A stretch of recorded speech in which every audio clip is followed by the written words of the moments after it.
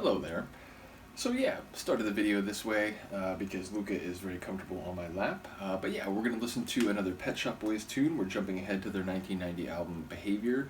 As I mentioned in my reaction to the first track on Liza Minnelli's Results album, 1989, produced by the Pet Shop Boys, I'm going to go through those and this and that album in tandem, one for each, when I get around to them in the reaction series, which again, for anyone who didn't notice, like the number of deep dives, it continues to expand. There's more on deck, so it's just harder to get around to everything. I try as much as I can to keep everything in the radar, but if it feels like something has slipped off, please do let me know, and I will get back to it as quickly as I can. In any case, the first track on the 1990 album Behaviour is Being Boring. I really do love the Pet Shop Boys music. They're a group that I had sort of heard of, and I had heard one track in particular because I happened to have a remix of it. But I've come to really enjoy their style, which, I've heard a little bit of evolution and expansion, but ultimately I've heard a number of things which now, to me speak to the hallmarks of their sound, including a few that I heard on the Liza Minnelli tune, I Want You Now. But yeah, ultimately, I'm looking forward to hearing, the next step in their story, 1990, so, moving into the 90s. Now, we historians, we would point out that thinking of things primarily in terms of decades or centuries, it can be misleading because, it's not like a hard demarcation where instantly everything changes, and indeed, 81 is more like 79 than it is like 89 in many ways. So I don't expect to hear any drastic change in their sound, but always as I go through the catalogs of different groups now, I'm on the lookout or on the listen for anything that indicates, going in a new expanded direction or trying a different flavor. So ultimately, looking forward to all these things. The first track is Being Boring, which makes me laugh. I don't know, as I've gotten older, I'm a bit more of a homebody. I think, I listen to music, and I used to go to more techno parties and more concerts than I used to. I still go out occasionally, but the point is sometimes I feel like I'm being boring, but I don't mind it. It's a way that ultimately I pursue the things that I enjoy and I have the experiences that I want, and in recent times that means talking about music and going through the catalogs of great artists with all of you, so big shout out to all the friends and champions of the channel. But yeah, I'm curious in what context this phrase will have relevance. I've learned from their songwriting, even simple common phrases take on all sorts of specific connotations. This one isn't necessarily a common everyday phrase, but it is something that is said about people, about maybe lifestyles, going to clubs or something like that. I feel like it could be a more critical or denigrating perspective, but it could also be maybe self-denigrating, but even, not denigrating. It could be like just a self-assessment that, what I do best is being boring and just kind of, doing the things I do. So I'll stop talking. We'll listen to it. This is Pet Shop Boys. The track is Being Boring, and it's the first tune on their 1990 album, Behaviour.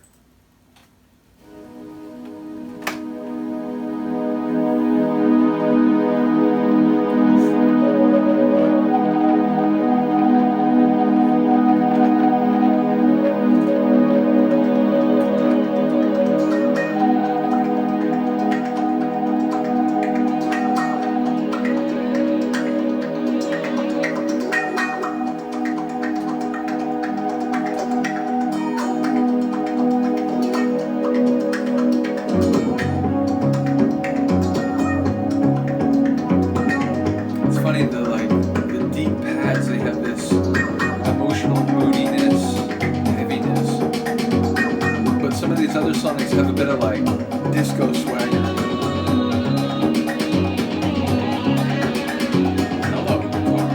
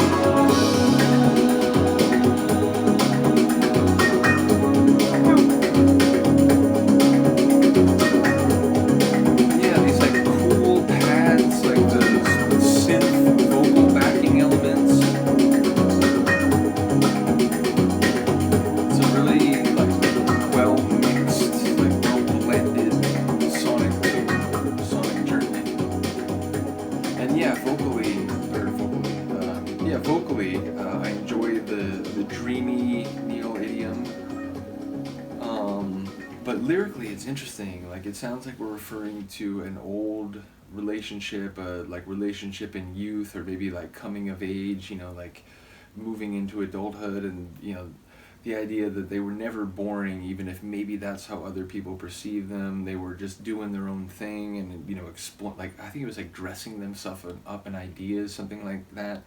And I don't know whether it was like really like there was a line about like going to the station, but it made me think like the idea of time stopping. It could be like going to this place where like when you're together, it's like time stops. It's like the outside world doesn't really matter. And it sounds like now, whether or not that was the idea, or whether it was more literal, like going on a journey with someone and remembering that experience, it sounds like it's much later, and there's a like distinction or a differentiation between that type of experience and whatever it is now. And like they're not there because they're like, oh, like I would be thinking that like we friends would always be there. That's what we used to think.